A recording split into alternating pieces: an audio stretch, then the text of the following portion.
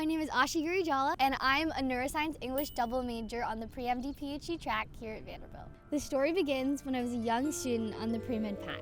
I had spent my high school years writing fiction as a hobby, but I couldn't have imagined there would be a way to do both when my friends encouraged me to submit my work for a writing symposium during my second semester at Vanderbilt.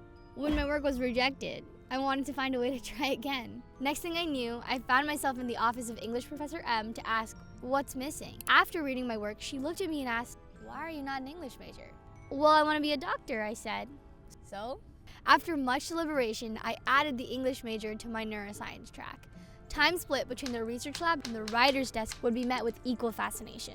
With newfound determination, I began writing my first novel, a star-crossed story of Hindu mythology and modern romance. Some days the words came easily. Other days I wondered if the book would ever see the light of day. In the lab, my research followed the same rhythm. I built my hypothesis and tested it, but would try, fail, and try again, with seemingly no end in sight. One day, in the lab, my mentor, Professor B, imparted these words of wisdom. There are two types of skills, the ability to dream and the ability to try, fail, and still make that dream come true. That was the moment I understood what it was all about. The scientific method with its trials and failures mirrored the creative process, drafts and revisions that would illuminate the path ahead. At last, the pieces fell into place. The book would get published, and my research would uncover its answers.